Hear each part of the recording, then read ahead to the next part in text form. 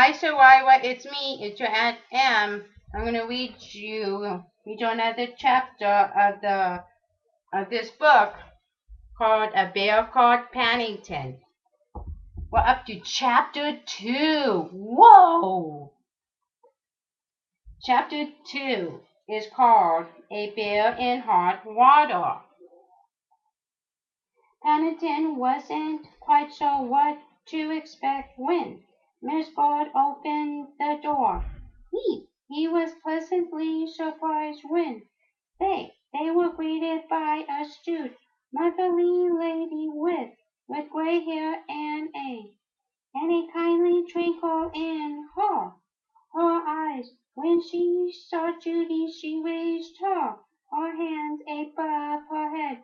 Goodness gracious, you have a wife already, she said in horror. And me hardly finished the washing up. I suppose you will be wanting tea. Hello, Miss Ford, said Judy.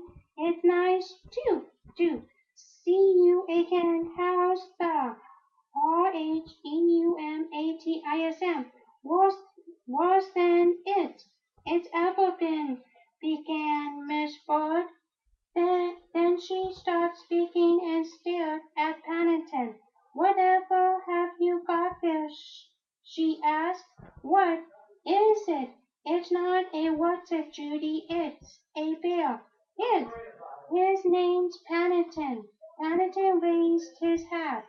A bear, said Miss Bird doubtfully. Well, he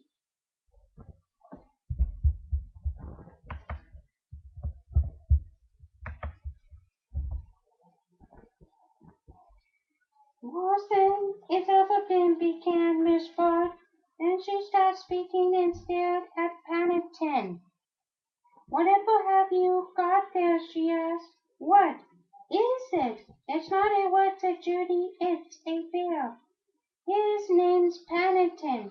Paddington raised his hat. A bear, said Miss Bird doubtfully.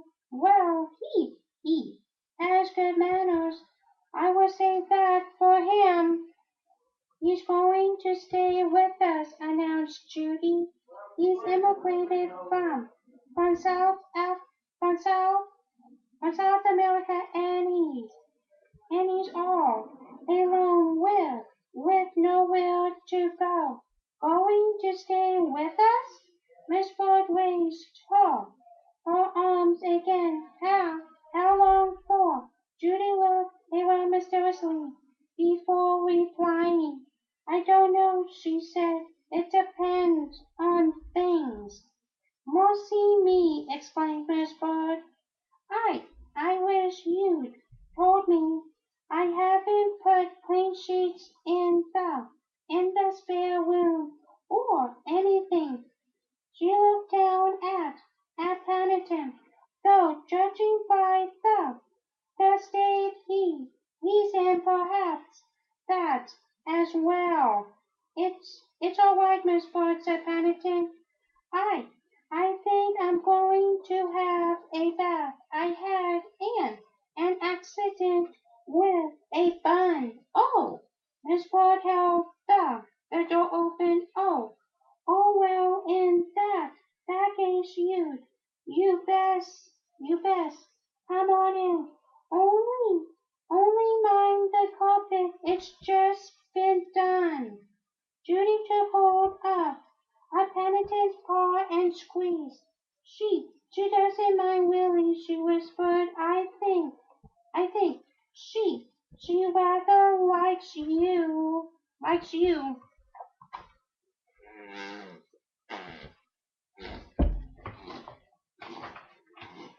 Paddington watched the retreating figure of Miss Bird. She seems a bit fierce, he said. Miss Bird turned. What was that? You said. Paddington jumped. I, he began. Where was it You said you'd come from Peru? That's right, said Paddington. Darkest Peru. Huh. Miss Bird looked thoughtful for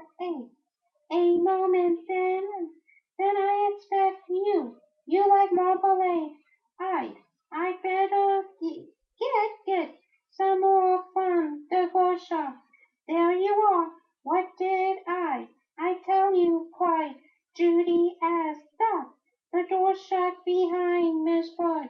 She does like you. Fancy her knowing I like marmalade, said Paddington. Miss Ford knows everything about everything, said Judy.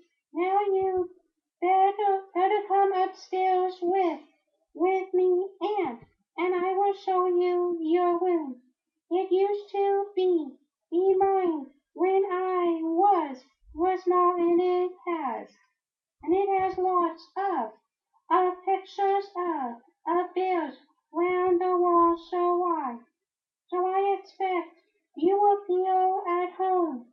She she led the way up a long flight of stairs, chatting all the time.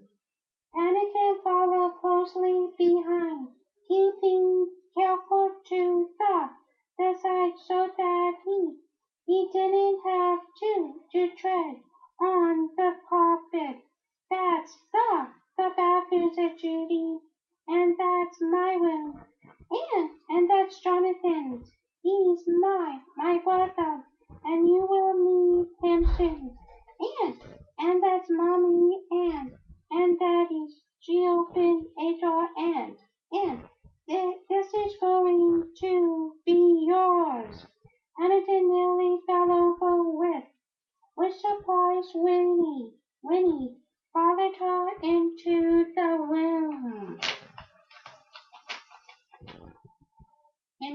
room. He'd never seen such a big one. There was a large bed with white sheets against one wall, and several big boxes, one with a mirror on it. Judy pulled open a drawer in one of the boxes. This is called a chest of drawers, she said. You will be able to keep all your things in here. Paddington looked at the drawer and then at his suitcase. I don't seem to have very much.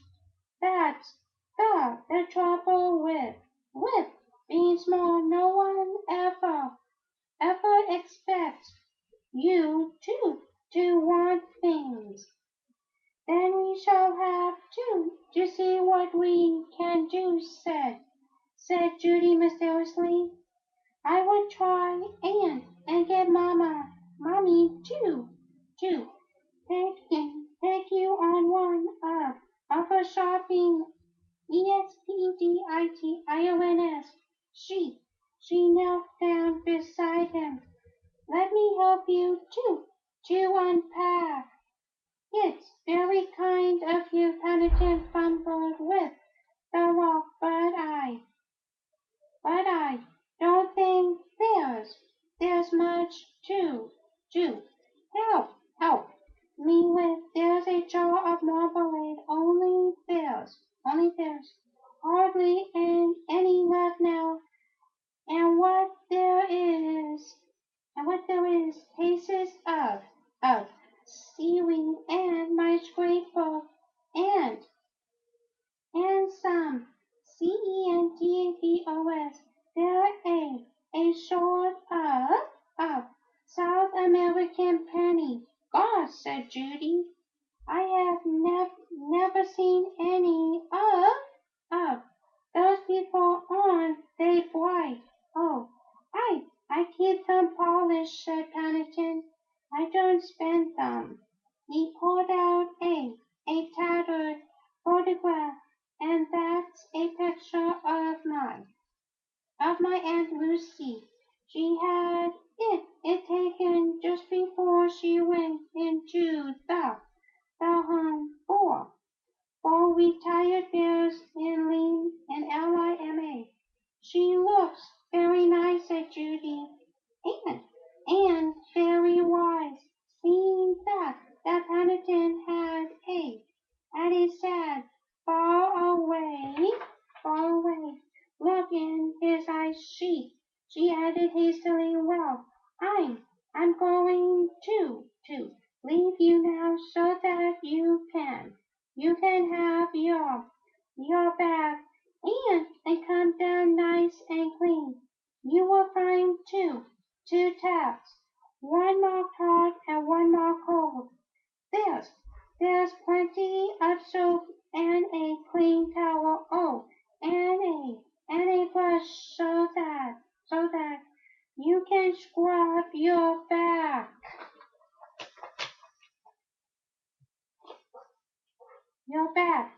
It sounds very complicated, said Paddington. Can't I just sit in a puddle or something? Judy laughed. Somehow I don't think Miss Ford would approve of that. And don't forget to wash your ears. They look awfully black. They are meant to be black, Paddington called indulgently as Judy shut the door.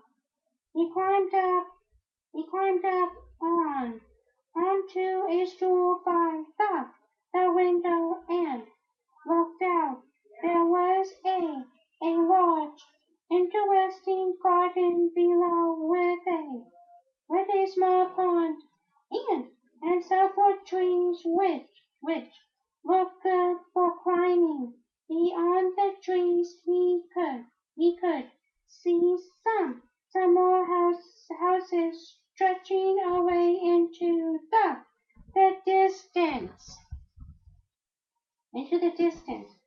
He decided that it must be wonderful living in a house like this all the time.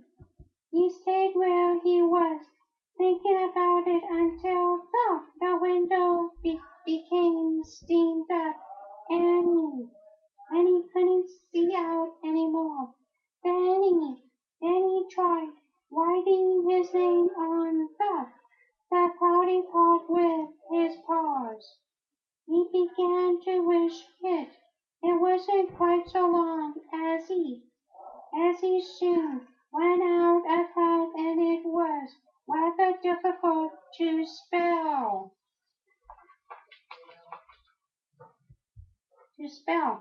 All the same, he climbed on to the dressing table and looked at himself in the mirror. It's a very important name. I don't expect there are many bears in the world called Paddington. That's it for now, Soraya. I'll finish reading up chapter 2 next time, okay? Bye-bye for now. Lots of love and kisses.